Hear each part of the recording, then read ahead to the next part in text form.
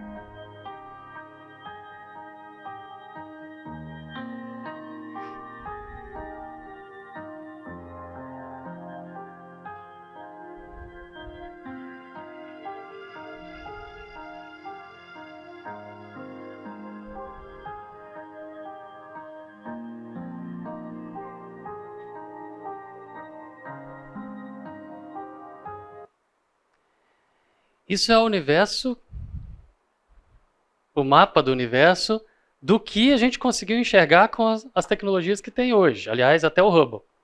Isso aqui é do Hubble. A gente ainda vai além hoje. Tem muito mais. Nós não somos nada. Nós não somos nada. E quando a gente olha para esse universo inteiro, e lembrando de coisas que a gente veio falando aqui ao longo do curso, a gente olha para esse universo inteiro, a gente vê o quanto isso está regido em qualquer parte do universo pelas mesmas forças da natureza, né, da mãe natureza, ou que, como quiserem chamar, mas as mesmas forças que Deus colocou lá no início, desde o ponto zero, que já estavam ali atuando. Quando o Big Bang aconteceu, e aí eu estou usando uma perspectiva aqui, quando o Big Bang aconteceu, lá do início, lá no zero, aquelas forças que estão sustentando isso aqui tudo, já estavam lá. Não existiria o universo se na hora que a expansão da energia começou, as forças fundamentais não estivessem ali atuando. Mas se ali estava começando o tempo, se ali estava começando a existência, de onde que vieram essas forças? De onde vieram essas regras? De onde vieram essas constantes que a gente expressa em fórmulas, né? Já estavam lá. E já estavam atuando. E se a gente pensa nessas forças, e aí os físicos é que vagam por esse universo, se a gente pensa nessas forças, Elas estavam lá desde o início, elas estão até agora, elas estão em cada parte desse universo. E tudo só existe e não é um caos, se não forma um caos, porque essas forças estão ali colocando regra e elas já estavam lá desde o início. Essas coisas não degradam, não viram caos, e é a tendência a virar caos, porque existem forças que estão ali segurando, controlando, direcionando as coisas. Só que se a gente olha para essa infinitude de coisas aqui, que a gente sabe que existe muito mais, e em cada parte do universo aquelas forças estão ali, forças que já estavam antes de tudo existir. Essas forças estão ali, sustentando tudo. Quem somos nós? Mas Deus se importou com a gente. Só que se a gente parar de olhar só lá para fora, para esse universo fora da gente, e vir olhar para dentro da gente, Deus não se importou com a gente? Se a gente voltar e olhar para dentro da gente, a gente vai ver que existe um universo do mesmo jeito. Mas com a mesma cara. Com a mesma lógica. Olha esses desenhos, olha as órbitas, olha a estrutura, olha a forma, olha como as coisas são. E se a gente for para dentro do universo que existe dentro de cada ser vivo, de cada célula, e nós temos trilhões delas, e cada ser vivo tem trilhões delas. Se a gente for lá para dentro, se a gente pegar um órgão, se a gente pegar um vaso sanguíneo, se a gente for lá e pegar uma célula, um glóbulo branco, uma célulazinha ali, a gente for lá para dentro dela, for lá dentro do núcleo da célula, pega um cromossomo, desenrola o cromossomo, pega o DNA, vamos olhar para aquelas moléculas, vamos olhar para os átomos que compõem aquela molécula, vamos olhar ali dentro daquele universo e a gente está vendo algo parecido com o que a gente viu lá fora. Tem um universo ali dentro.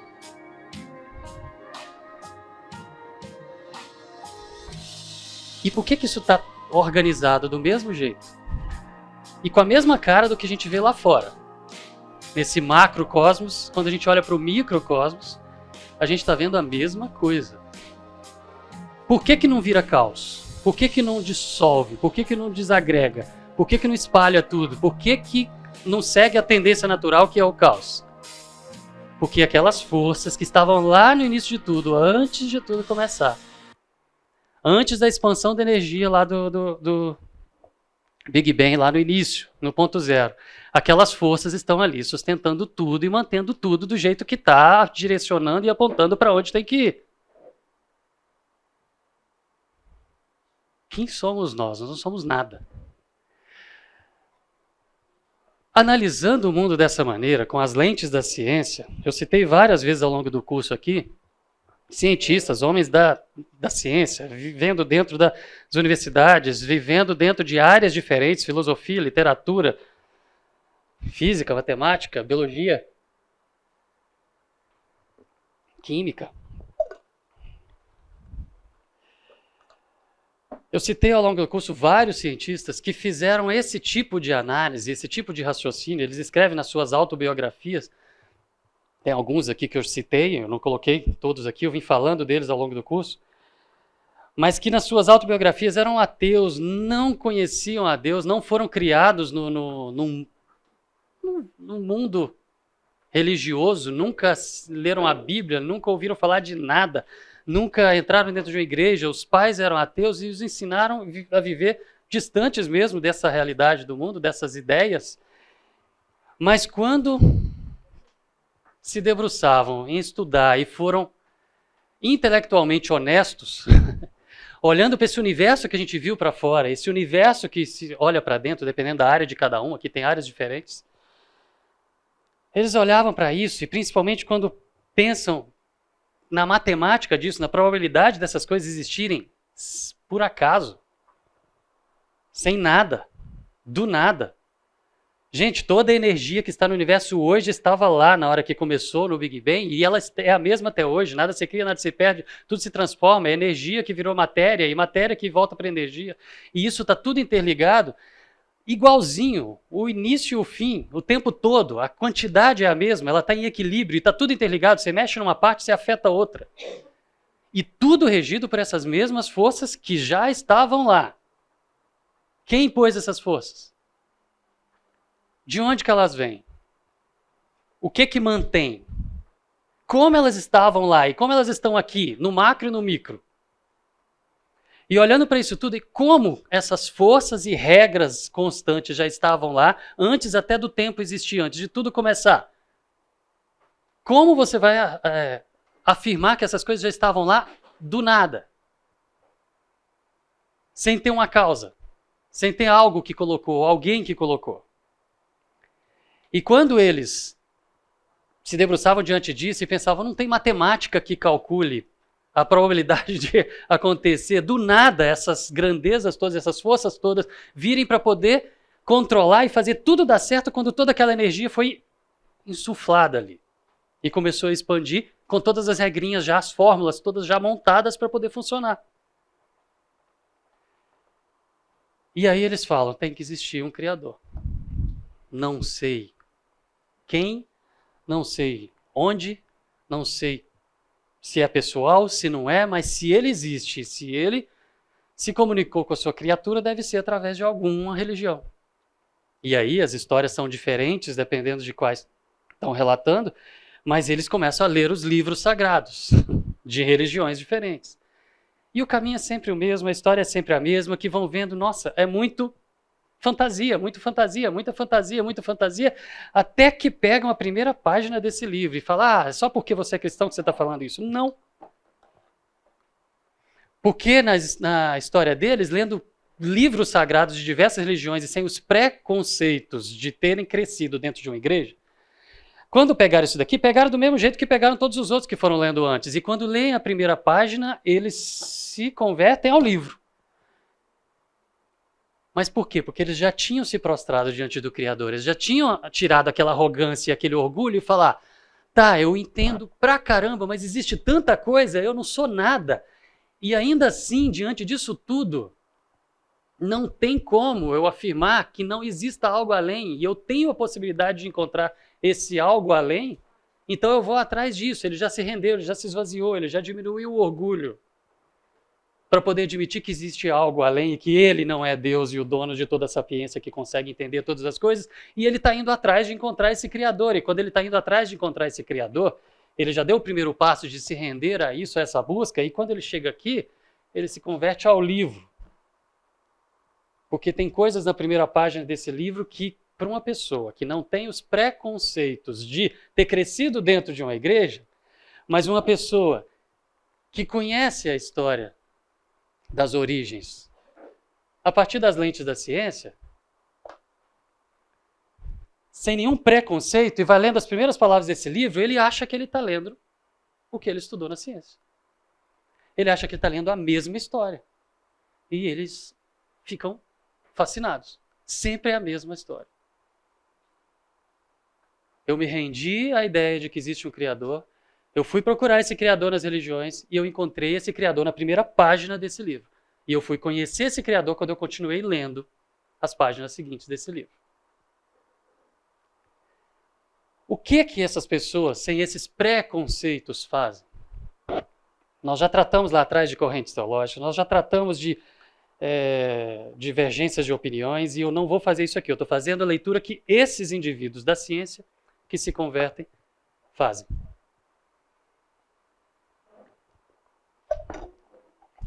Quando esses indivíduos vêm ler a primeira página desse livro e leem que no princípio Deus criou os céus e a terra, gente, para eles algumas coisas já são óbvias. Para eles tempo não é para ser discutido, para eles assim, eu estou atrás do Criador. E na primeira página desse livro falando o princípio é o ponto zero, é quando não existia tempo. É quando não existia nada, só as forças estavam ali preparadas para começar a controlar toda aquela energia. Mas no princípio, Deus, o Criador, criou todas as coisas, céus e terra, concebeu todas as coisas, e era sem forma e vazia, não tinha nada. Mas o espírito, o imaterial desse Deus, se movia sobre a face das águas. Que águas? Na ideia dessas pessoas, o Criador concebeu tudo. Todas as regras, todas as constantes, toda a matemática da coisa, tudo estava lá concebido e pronto, de forma que se ele derrubasse a primeira pecinha do dominó, a última que ia cair na intensidade, no local, no tempo que era para cair. O primeiro choque de partículas que aconteceu aqui e o último já está planejado. Ele é dono de tudo, ele planejou tudo. São equações onde estão todas elas intrincadas. A ciência fala que um dia, acredita que um dia vão conseguir chegar numa teoria de tudo, ou seja, uma equação que rege tudo, que consigam entender tudo. Está tudo interligado. A quantidade de energia que é absorvida no buraco negro é cuspida para uma anã branca do outro lado, está tudo interligado. A gente está sofrendo agora consequências de mudanças climáticas porque a gente está desenterrando carbono que ao longo de milhões de anos foi enterrado. E aí a gente tirou e começou a queimar e jogar na atmosfera. Mudamos tudo, está interferindo tudo. As coisas, elas não entram em desequilíbrio quando a gente interfere só aqui. É o universo inteiro, está tudo interligado. Não é só no planeta. É o universo inteiro, está tudo interligado. Ele concebeu todas as regras, todas as fórmulas. Ele previu tudo. Ele preparou tudo.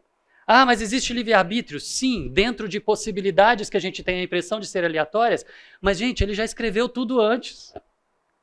Todos os choques de partículas, todos os insuflagens de energia, todo o caminho da energia, tudo já estava calculado e preparado. Existem escolhas? Sim, dentro das margens que ele permite ter. Existe aleatoriedade e acaso no universo? Sim, a gente consegue ver e consegue prever, mas dentro de margens que as constantes e as forças permitem. Ou seja, regras estão ali e elas são imutáveis. E elas já estavam ali desde que começou. Então, quando esses indivíduos vêm e falam assim, um Deus, um Criador, concebeu todas as coisas e deu forma ao que era sem forma e vazio, aquela gororoba que Moisés estava vendo lá, a menos que existisse uma viagem no tempo para alguém contar para Moisés, era o autor desse livro que estava lá escrevendo. E ele estava escrevendo do ponto de vista do observador, ele estava vendo de alguma maneira o que Deus mostrou, mas ele estava vendo toda a matéria sendo ordenada, toda aquela bagunça, aquela gororoba, e Deus formando todas as coisas, mas eles vão lendo, na ordem que eles vão lendo, e olha, fala, pera. Tem um deles, um físico, que ele fala que quando ele para nesse versículo, ele fala, e disse Deus haja luz e houve luz, e quando ele viu isso, ele arrepiou. Ele nunca tinha lido a Bíblia, ele sempre ouviu falar que aquilo era algo ridículo. Mas quando ele viu, ele falou assim, isso não foi escrito há 3.000 anos. Isso é recente, a Igreja Católica armou isso para a gente achar que é uma coisa velha. E ele parou e foi atrás de procurar as provas de que isso aqui era mentira. A idade desse livro era mentira. E quando ele viu que não era mentira, isso é comprovado, não tem como negar a idade desse texto, ele fala, não é possível, não é humano. Ou existe viagem no tempo e alguém contou para Moisés, ou não é humano, é o Criador que contou isso aqui. Porque não é trivial falar que a primeira coisa que existiu no universo foi a luz, a energia. Porque essa informação só existe para o homem há menos de 200 anos. E não está escrito em nenhum papiro, em nenhuma parede, em nenhuma pirâmide, em nenhum castelo, em nenhum nada, de lugar nenhum, de nenhuma cultura, de nenhum povo na história. Só na primeira página desse livro. Então não é trivial isso daqui, isso não é humano. E aí o indivíduo parte do ateísmo para o teísmo, porque simplesmente ele se depara com o sobrenatural. E a gente viu aqui o propósito desse livro, não foi escrito para isso. Tinha um propósito. Para o povo de Israel, para nós, para todos que vieram depois deles. Mas são palavras do Criador. E tem flashes nisso daqui que uma pessoa que conhece a criação do Criador mais a fundo, quando olha para isso aqui, fala, meu Deus, está falando a mesma coisa. E na mesma ordem. E aí, na hora que continua falando que ele formou o firmamento, o que é firmamento? É o universo, é o espaço onde as coisas estão espalhadas por aí, e separou águas de águas, na cabeça deles não vão entrar em crise e ficar discutindo se é H2O. Gente, é o universo, é o firmamento, está lá fora, é a matéria. E está separando matéria de matéria e porção de porção, porque toda a energia que surgiu, dessa energia veio primeiro energia luminosa, primeiro a luz, depois a escuridão, e isso eles estão falando de ciência. E depois da escuridão, do meio das trevas, a matéria surgiu de toda aquela energia, e essa matéria, como pecinhas de Lego, começou a chocar e formar uma mistura e começaram a se separar porção de porção, águas de águas, matéria de matéria, separando tudo que estava ali no firmamento. É impossível eles lerem isso com o conhecimento de ciência que tem, sem associar com o Big Bang. Tem gente que não gosta do Big Bang, mas para mim isso daqui abre a porta para um reino de físicos virem aceitar a Cristo e conhecer a Cristo. Porque simplesmente estão estudando a criação do Criador. São duas obras diferentes do mesmo autor, não vão entrar em contradição. Então, como pecinhas de Lego sendo formadas, depois de toda aquela energia insuflar, e depois de ir formando toda a matéria, e a matéria surgindo, toda misturada, tudo ainda bagunçado, antes de começar a se separar, eles olham e não tem como não associar, como disse Deus, haja luz, e houve luz. Está aqui. Nossa! Mas já estava lá, escrito há 3.000 anos. Só um pouquinho. Mas uma informação que existe há muito pouco tempo não tem como estar num texto de 3.000 anos. Essa ideia de que o universo teve um princípio... Só um pouquinho. Fala, Pedro.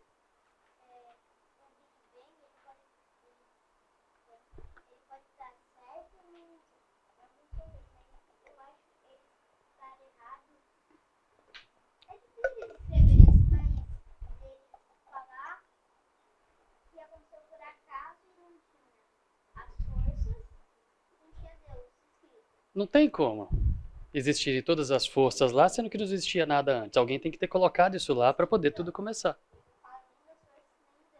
Uhum. Que é o acaso. Uhum. Que é do nada. Na verdade, os ateus vão falar que é do nada. Nem ar, não existia ar, não existia nada. Do nada com nada deu tudo vindo do nada, sem ninguém colocar lá.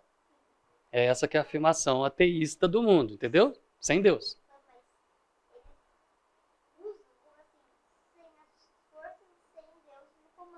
Isso. Sim.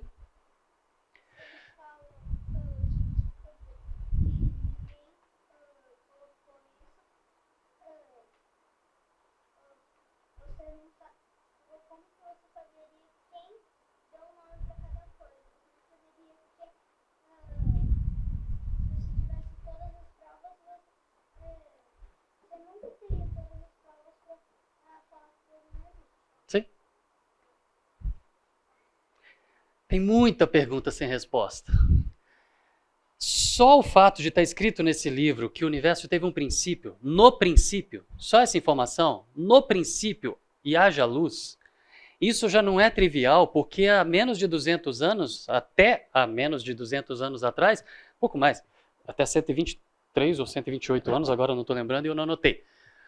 Mas há pouco mais de 100 anos atrás, se afirmava que o universo era eterno, que sempre existiu, para poder não ter que responder sobre esse princípio. E quando Lemaitre chegou para Einstein e mostrou seus cálculos e falou, teve um princípio, ele olhou e falou, isso cheira demais Gênesis. Criação. Isso cheira demais a criação. Foi essa a frase. Então, só essa informação de que o universo teve um princípio, num texto de 3.000 anos, isso já é sobrenatural. E de que o universo se expandiu e está se expandindo, isso não é trivial. E todas as conclusões que a ciência veio trazendo dessas forças fundamentais, gente, que estavam lá desde o início, que não existiria ordem, que não existiria universo, se elas não estivessem lá quando tudo começou, quando a energia começou a se expandir, esse texto é do Covolan, não é meu, quando tudo começou, as forças fundamentais tinham que estar ali, força gravitacional que gerou a estrutura para o universo, a força eletromagnética que gerou a estrutura do átomo, que parece uma galáxiazinha, um sistema solarzinho lá embaixo, lá no microcosmos, a força nuclear forte que deu estrutura para o átomo, aquele lá no início, no finalzinho do vídeo lá, no mínimo que conseguiu chegar, e a força nuclear fraca que gera o decaimento radioativo, que botaram ordem em tudo. Que forças são essas? Deus tem mãos? Deus tem forças. Quando a gente usa mãos de Deus, é uma figura de linguagem. Daqui a pouco a gente vai voltar num texto de Colossenses, mas é ele, do início ao fim, colocando as mãos e segurando todas as coisas, e as forças dele estão ali atuando e botando ordem no caos e criando. O que a ciência fala é que esses indivíduos têm em mente, quando estão lendo esses textos e ficam abismados, é o quê? A primeira coisa que surgiu no universo foi a luz, e na sequência veio a chamada pela própria física de era das trevas. E das trevas a matéria surgiu.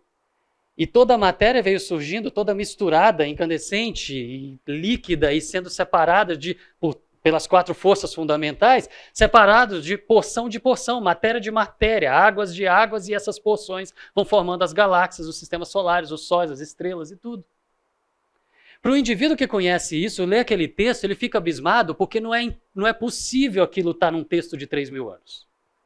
Não é possível aquilo estar num texto de 500 anos.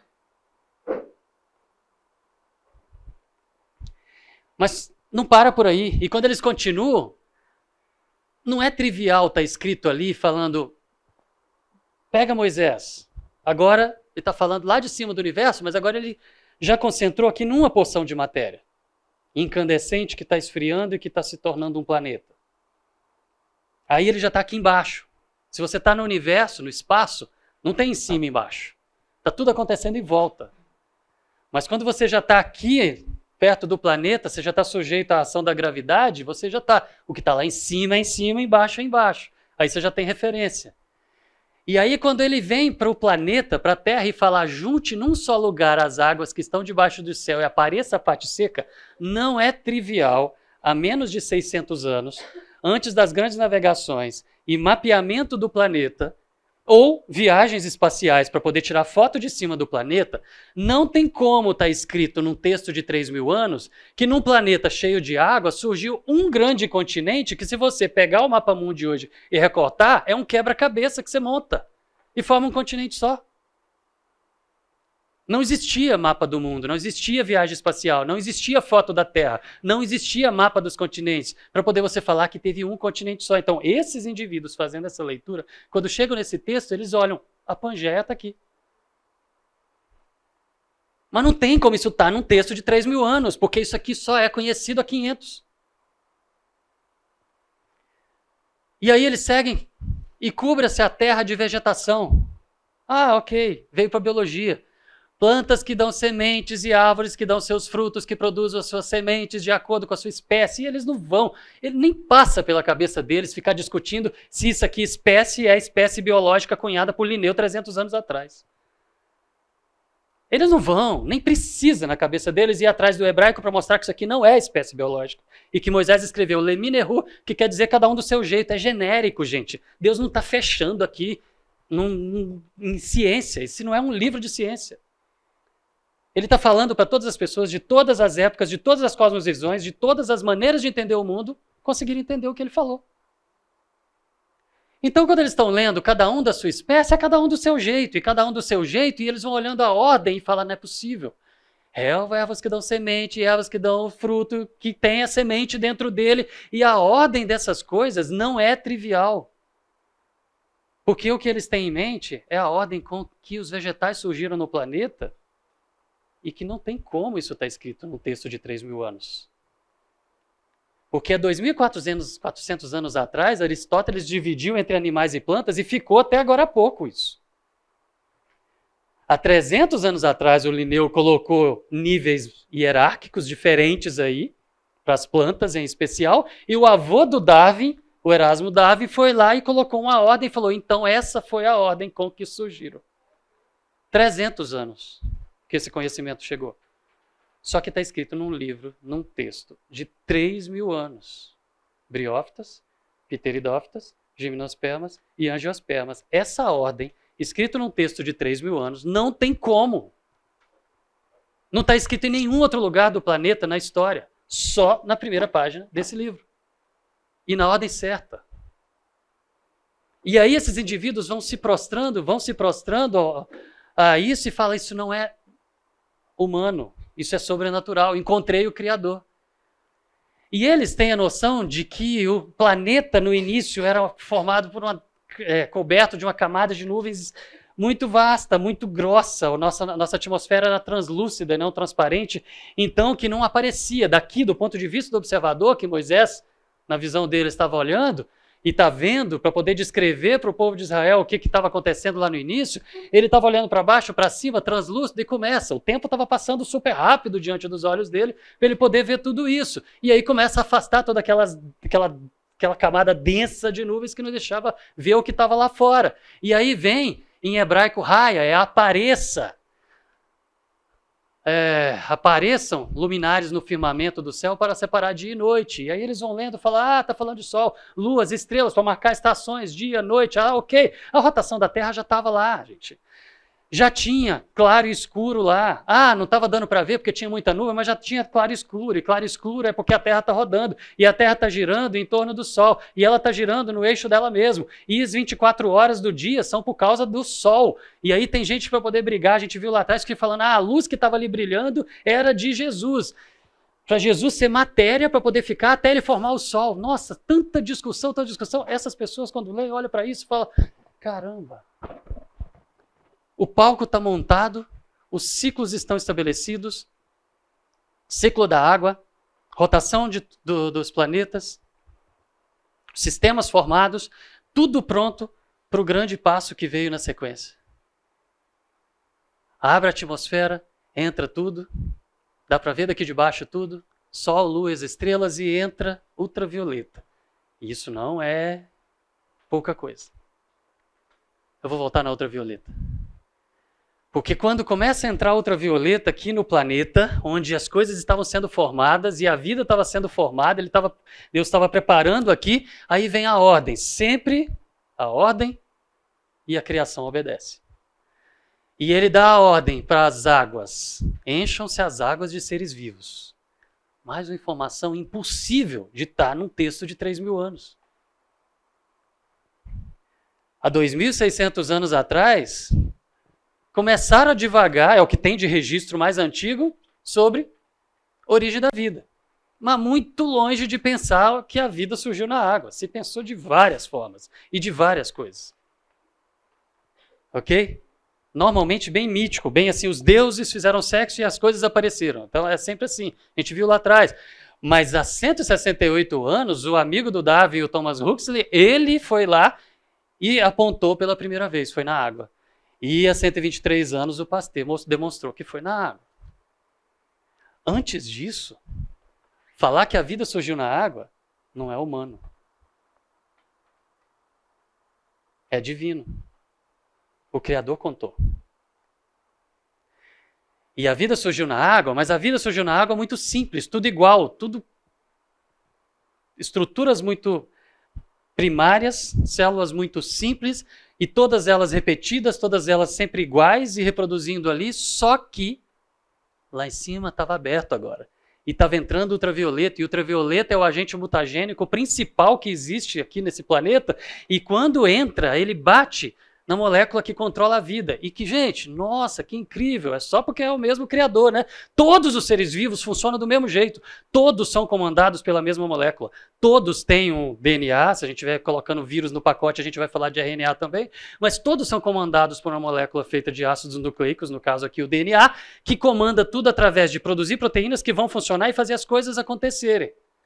E quando o ultravioleta bate nessa molécula de DNA, começa a mudar as coisas e trocar as coisas de lugar e brincar de Lego. E como se a vida estivesse brincando de Lego, a vida se expande de maneira fascinante. E começa a surgir formas, normalmente bem gigantes, mas formas de todos os tipos e todos os filos. Para quem já estudou biologia, classificação biológica das espécies fala que classifica como reino, filo, classe, ordem, família, gênero e espécie. Filo é o segundo nível de classificação. Todos os filos que existem até hoje surgiram aqui. Como num boom. Quando eu entrei na faculdade, chamavam isso de milagre do Cambriano. Depois tiraram a palavra milagre porque cheirava demais a criação. E aí agora chama explosão do Cambriano. Que num tempo recorde, a vida se expandiu. Por quê? Porque estava entrando ultravioleta. Mas, gente, o que faz ultravioleta na sua pele hoje? Câncer.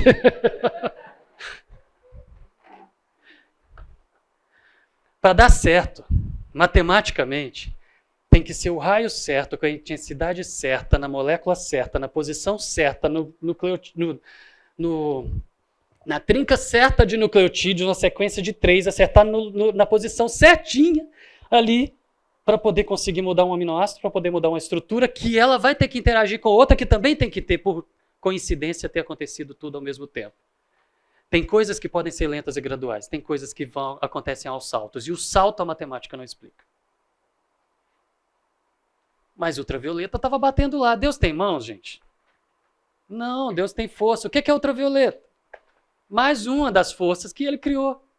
E estava aqui brincando de Lego. E eles continuam lendo, falando que formaram e assim Deus criou os grandes animais aquáticos. E vocês acham que esses indivíduos pensam numa baleinha? Não. Eles pensam naqueles que conseguem palitar o dente com a baleinha. São grandes animais aquáticos, fantásticos, fascinantes. Se tiver um zoológico lá em cima, vai ser legal ver isso. Oi.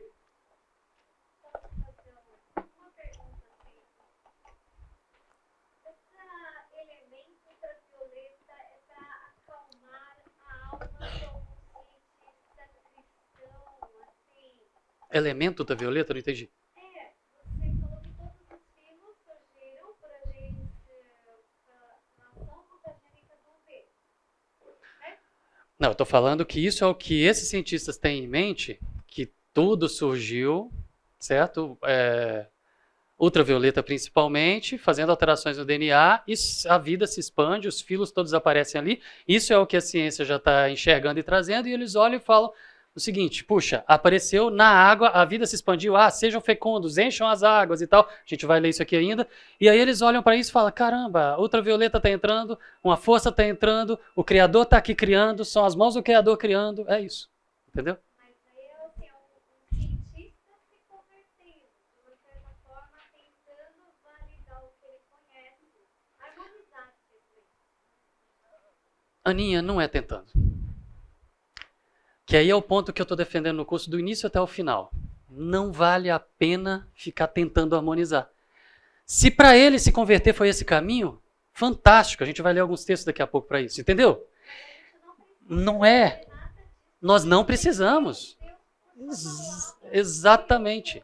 Nós não precisamos. É o que a gente tratou na aula das correntes. Nós não precisamos.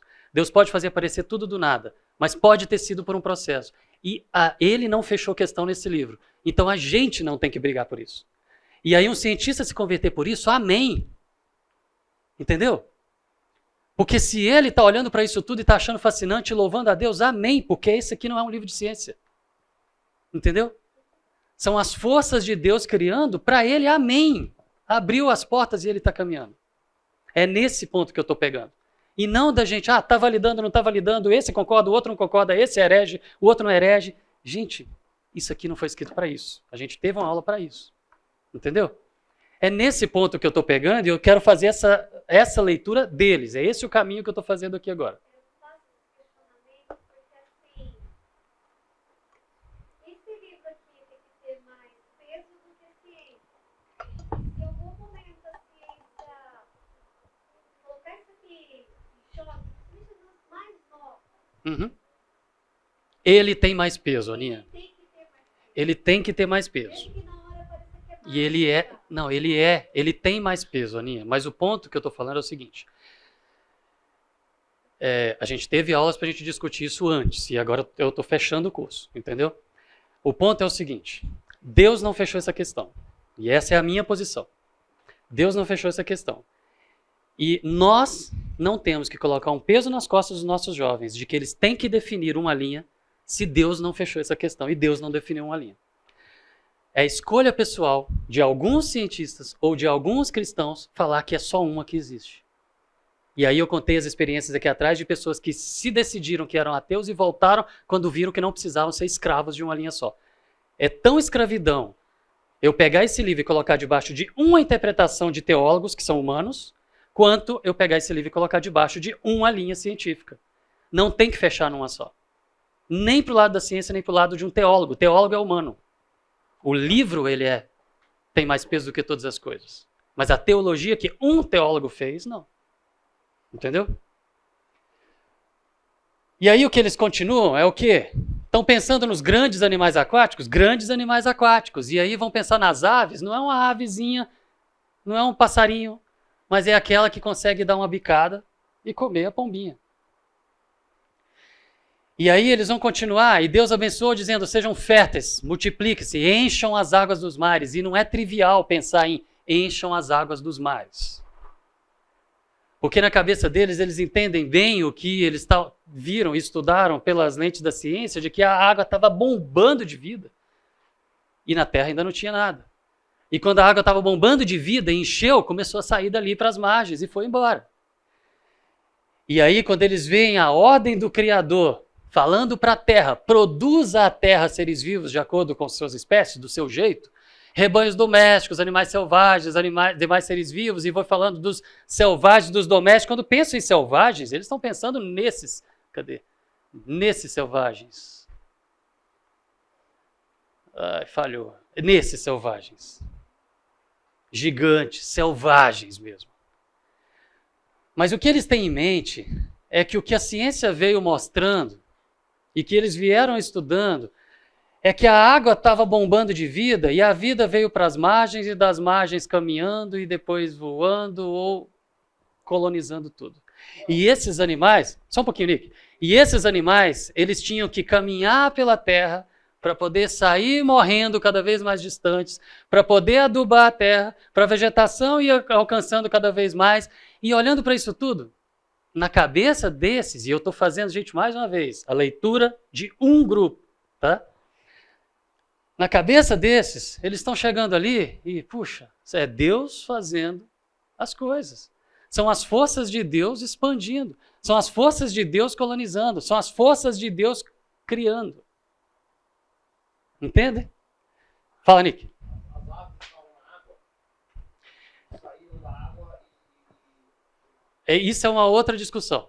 Aí, nesse caso, como eu estou te falando, eles vão pegando e fazendo essa leitura genérica. Mas isso é uma outra discussão. Que aí a gente não gastou tempo dela aqui. Mas a gente pode falar depois. Entendeu? Tem duas linhas diferentes aí para essa questão e a ordem aí. Eu entendi a sua posição, aí, né? Que é genérico, é aberto, estamos indo e está fazendo. Bem claro que ele fala assim, os peixes e as aves. Isso. Na leitura deles, eu estou fazendo uma coisa genérica. Deus está criando, as coisas estão acontecendo ao mesmo tempo. E tem um primeiro período, segundo, terceiro, quarto, quinto, beleza? Que, como a gente já viu lá atrás, pode ser um tempo vasto ou não. É que, na verdade, essas perguntas, elas remetem para as outras aulas, entendeu? Então, eu estou fazendo uma leitura genérica desses indivíduos se convertendo, como a Aninha falou, né? Ao livro, em primeiro lugar aqui. Mas o ponto é que, quando chegou aqui, na nossa fauna, que ele pegou e colocou Adão, as coisas, as forças todas que estavam desde o ponto zero, botando ordem no caos no universo, botando ordem no caos nessa terra, separando a parte seca da molhada, colocando vida na água, colocando essa vida expandindo, colocando essa vida atuando como forças também para poder as coisas irem mudando. Gente, quando esses animais aqui respiravam, eles estavam influenciando a atmosfera. Quando esses animais soltavam gases, estavam influenciando a atmosfera. Quando esses animais morriam, eles estavam capturando carbono e enterrando, para a atmosfera ficar com a proporção certa para que hoje a vida, essa vida, tivesse aqui. Forças atuando o tempo todo. É Deus de ponta a ponta. É Deus de ponta a ponta. Não tem nada que está tirando Deus aqui. Tudo é Deus. Não é assim, Deus fez um milagre na hora de criar. Não. Deus fez um milagre em tudo. É milagre tudo. É o texto de Colossenses que a gente vai daqui a pouco. Não existe, aqui tem milagre, aqui não tem. Essa corrente tem mais milagre do que essa. Essa corrente escraviza mais a Bíblia e essa menos. É tudo milagre, não existe nada sem. É Deus de ponta a ponta, é milagre de ponta a ponta. E a última informação é façamos o homem. E também não é uma informação trivial falar que nós somos o último a chegar. Tudo num texto de 3.000 anos. Para alguém que não tem os preconceitos das discussões, das entrelinhas e dos significados múltiplos de palavras que a gente fica brigando, isso daqui é a mesma história. Nós estamos no século 21. Esse livro tem se garantido há séculos, certo? Há milênios. Se eu pego essa leitura que um cientista forjado na ciência do século 21 faz, e fica admirado com as palavras desse livro e se converte, ok? Essa leitura que ele fez está debaixo da ciência do século 21. Como vai ser uma leitura de um cientista do século 23, 25, se ainda tiver aqui? Como foi a leitura desse livro no século 15? Gente, é o que a gente estudou quando a gente falou sobre o propósito desse livro. Ele é cumprido 100% em qualquer época, em qualquer visão, em qualquer ciência. Ele se garante. Ele não está escravizado. Mas ele cumpre o papel dele, o propósito dele em qualquer época. Então, se Deus não escreveu isso aqui para ser um livro de ciência, e se ele não colocou como propósito do livro de Gênesis tratar sobre ciência, por que que nós vamos brigar por causa de corrente teológica, por causa da ciência do século XXI? Eu não sei o que vai cair até o 23 e o 25, e eu sei como que era a visão de mundo do século XV. Mas o propósito desse livro estava cumprido lá e é cumprido aqui e vai ser cumprido enquanto existir o mundo. E eu não vou ficar escravizando o livro a uma ciência específica. Para eu poder ficar falando que eu tenho que defender cientificamente as coisas aqui, escravizando a uma corrente ou uma linha, eu vou ter que escravizar a uma visão científica de uma época específica. Não pode. Isso tem que ficar aberto. Isso aqui não é um livro de ciência. Isso não foi feito para isso. Quando uma pessoa faz uma leitura dessa, ele se converte porque ele cumpriu o seu propósito, mas daqui 3 séculos, se tiverem coisas que hoje se imagina e estavam erradas, vai cumprir o seu propósito. Eu não posso escravizar a uma linha só, a uma corrente só de interpretações humanas. Interpretações humanas, eu estou falando de quê? Um teólogo interpretando as entrelinhas do texto é interpretação. O texto é inerrante, mas a interpretação pode ter erro. E um cientista interpretando os dados é interpretação da criação de Deus. E tem erros. Interpretação por interpretação, gente, é humano. E enquanto eu estiver escravizado a interpretações e me prostrando diante de interpretações, isso é idolatria. Esse livro é inerrante. Interpretações humanas podem errar.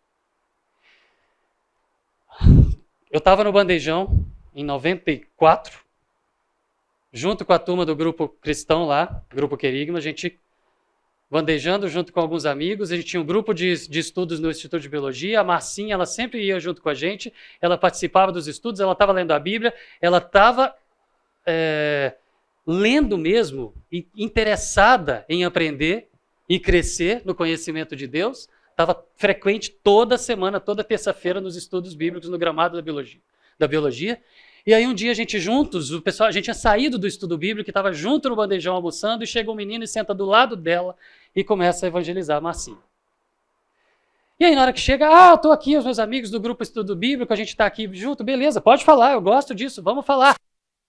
Deus criou o mundo em 6 dias de 24 horas. Aí a Marcinha olhou para ele e falou assim, não, peraí, eu sou bióloga. Deus criou o mundo, sim, e não foi em 6 dias de 24 horas, não, e foi em milhões de anos e tal. Aí todo mundo já baixou a cabeça, não precisa de discutir isso. E aí o menino, não, foi sim, em 24 horas. Aquilo virou uma briga no bandejão. E a Marcinha nunca mais voltou no grupo de estudo e se tornou espírita até hoje. Por quê? Porque ela foi honesta com ela mesma o suficiente para poder falar, existe sim um Criador. Mas já que vocês são tão bitolados que vão fechar numa coisa só, que não é aceitável para mim, eu não estou falando que a Bíblia tem que se dobrar a ela, mas fechou a porta. Podia deixar, beleza, Marcinha, tudo bem, você está pensando nisso, mas vamos para o que interessa, que é o Evangelho de Jesus Cristo? Mas não, tem que ser. 1 Timóteo fala, alguns se desviaram dessas coisas, voltando-se para discussões inúteis, querendo ser mestres da lei quando não compreendem nem o que dizem. Gente, pensa no universo, pensa no tanto de coisa que ainda vai ser descoberto, o tanto de coisa errada que a gente afirma, o tanto de coisa errada que a gente acha que sabe, e tentando ser mestres, e aqui está discutindo teologia, certo? E as genealogias que dava pano para manga na época de ficarem discutindo, não compreendem nem o que dizem e ficam fazendo afirmações tão categóricas. E aí, em Tito, evitem, no entanto, todo tipo de discussões tolas, genealogias, discórdias, discussões inúteis a respeito da lei, porque essas contendas são vazias e sem valor. E aí, Timóteo, deixe de dar atenção a mitos de genealogias intermináveis, que causam controvérsias em vez de promover a obra de Deus, que é pela fé. Gente, discutir entre linha, o que Deus quis falar está claro aqui. Para que a gente vai ficar escravizando o Evangelho, as entrelinhas de interpretações, antes de apresentar o Evangelho? É o Evangelho que tem que ser apresentado. Deus criou todas as coisas, nos mínimos detalhes, ele é soberano sobre todas as coisas, ele é o único e suficiente Criador, e ele é o Salvador, e nós nos distanciamos dele, e ele gerou um plano de redenção. E o plano de redenção é esse. Ah, eu sou terra velha, eu sou terra jovem. Lá em cima a gente descobre, isso aqui não foi escrito para isso. E aí vamos para o texto de Colossenses. Ele, Jesus, é a imagem do Deus invisível, o primogênito de toda a criação. Pois nele, em Jesus, foram criadas todas as coisas. Todas as coisas foram criadas por ele, por Cristo, e para ele, para Cristo. Ele é antes de todas as coisas, Cristo, e nele tudo subsiste, Cristo. É Cristo do início, meio e fim. É Cristo que estava ali quando o Big Bang começou, ou se não for mais o Big Bang daqui 100 anos e for qualquer outra coisa. Era Cristo que estava lá. Foi Cristo que estava ali quando as constantes foram criadas. Foi Cristo que estava ali quando as regras foram estabelecidas. Era Cristo que estava ali quando a energia começou a fluir. Era Cristo que estava ali quando a matéria foi formada, quando separou águas de águas, quando criou toda a vida, quando gerou a diversidade. No tempo que foi, em 24, em 0, em milhões, não interessa. Foi Cristo que estava lá, é Cristo que está aqui, é Cristo que estará no final. Foi tudo por ele, tudo só subsiste graças a ele e porque ele está botando ordem nesse caos. Isso é o fundamental, e não a gente ficar brigando por corrente teológica e botando peso nas costas dos jovens, empurrando para poder sair da igreja, porque foi chamado de herege, como eu mostrei vários exemplos. É Cristo. Esse slide está no início do curso até aqui. É Cristo. É Ele que liga o Criador à criatura. É Ele o elo. A primeira grande obra do Criador foi a criação. E a criatura se separou da criação. Se separou do Criador. A criatura se separou do Criador e Cristo é o elo. Criação e redenção fazem parte da mesma história. O Criador fez todas as coisas e a criatura se rebelou contra ele e se distanciou. Ciência e fé se unem em Cristo. Criação e redenção estão em Cristo. Ele é o princípio, ele é o fim, ele é o elo. O pecado estragou tudo. Essas coisas que a gente enxerga, a gente fica fascinado, que o cientista, como eu falei, essas várias biografias que se converteram seguindo esse caminho, gente, e daí se eu discordo de uma coisa dele? É detalhe. Eles se converteram porque eles viram a maravilha da criação e eles, pelas lentes que eles estudam a ciência, com a ciência do século XXI, eles olham e falam, cara, tá igualzinho. É só quebrar o problema do tempo que tá tudo igualzinho. E eles estão falando isso e se rendendo ao Criador quando eles olham a criação estragada. Porque graças ao pecado está tudo estragado. Essa perfeição maravilhosa que a gente olha e fica abismado é degradado, está estragado, está destruído, está morrendo. E se isso aqui, tão legal quanto é, né, Pedro? Se isso aqui é só reflexo da criação, da perfeição, se isso daqui é o estragado. Gente, se isso daqui é o estragado, com essa capacidade que temos de destruir até a criação, se isso é o estragado, se esse mundo caído revela esse Criador, dá para imaginar quando o pecado for removido? Que tamanho vai ficar essas discussões? Tolas, como fala lá? Timóteo, Tito. Gente, quem não... Eu já usei esse texto antes, eu quero fechar com ele. Quem se recusa a aceitar a criação de Deus? Criacionistas somos todos nós, que cremos que foi Deus que criou todas as coisas. Quem se recusa a aceitar a criação não faz isso por falta de prova. Porque elas existem aos montes. Como a gente conversou lá atrás, né, Pedro? A gente só não usa a palavra prova porque... Não, foi você que tinha perguntado. A gente só não usa a palavra prova por causa da maneira como o método científico foi traçado, mas quem se recusa a aceitar a criação de Deus não faz isso por falta de prova, elas estão aí. E também não faz isso porque é muito inteligente, tem um grande conhecimento, tem muitos títulos e nada. Quem se recusa a acreditar é simplesmente porque está colocando a sua fé no lugar errado. Mas ele tem mais fé do que nós para poder aceitar o óbvio que nós fomos criados. Certo? E como que a gente faz então para ajudar essas pessoas? Gente, boa argumentação. Como? Boa ciência, boa filosofia, boa teologia, boa literatura, sem ser xiita, né, como eu usei a expressão lá atrás. Estando preparados para responder. E estar preparado para responder não é brigar por uma corrente teológica. É para apresentar o que é fundamental. Ok? Com mansidão e respeito. Tem a forma que o mesmo texto coloca desde o início. Tá bom? Gente, 10 minutos de intervalo e a gente volta para o nosso tempo de oração dentro do tema. O que é que nós vamos fazer agora? Eu queria que a gente separasse em alguns grupos. Eu vou primeiro explicar os pontos e aí depois eu vou colocar num slide só um resumo de todos os motivos de oração e a gente separar em grupinhos aí de 5, 6 pessoas para poder estar orando por esses assuntos, tá bom? O primeiro deles, pela vida dos nossos jovens, pensando aqui na nossa igreja, tá? Para encontrar segurança, firmeza na sua fé, no meio dessa disputa pela mente deles, como a gente tratou lá na primeira aula, a mente deles dos nossos jovens é um alvo de uma queda de braços aí, certo? De uma disputa mesmo do ateísmo contra o teísmo. E o mundo está todo repleto de estratégias ateístas para poder ganhar a mente dos jovens, certo?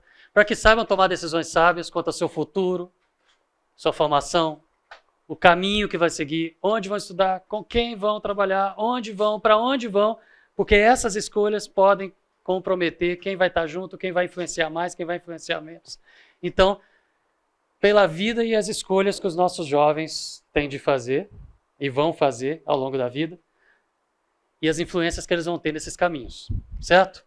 Outro, pelos nossos influenciadores, sejam eles quais forem, professores principalmente, certo? Colegas, amigos que vêm ali tentar e fazer parte dessa disputa pela mente dos nossos jovens, certo? Orar pelos influenciadores, não contra eles, mas para que eles conheçam, ok? Para que eles conheçam a verdade e recebam a Cristo também, né? Orar pelos cristãos espalhados pelo mundo, pelas suas lutas em diferentes lugares. Teve uma vez que a gente estava dando um curso desse aqui em cima, foi em 2011, foi aquele curso que foram vários professores que eu citei lá na primeira aula. Cada professor falando de uma corrente teológica diferente. E aí uma pessoa, nessa avaliação, nessa folhinha que passou aí na primeira versão dela lá em 2011, uma pessoa colocou que o assunto era irrelevante para a vida dele, para que gastou 2 meses com aquilo. Aí quando nós olhamos, falamos, puxa, podia ter ido para outra sala. Certo? Mas o ponto é o quê? Pessoas diferentes, em realidades diferentes, têm necessidades diferentes. Então, diante de suas necessidades diferentes, as suas lutas diferentes, que eles possam ter força para poder seguir, para poder resistir à perseguição.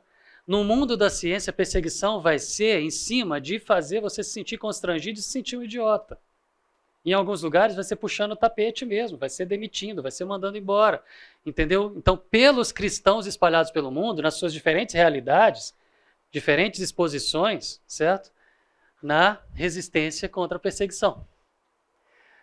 E ainda, por cada um de nós, por coragem, orgulho da nossa fé, apesar de sermos taxados de idiotas, certo? De sermos idiotas úteis, né? Não é essa a expressão?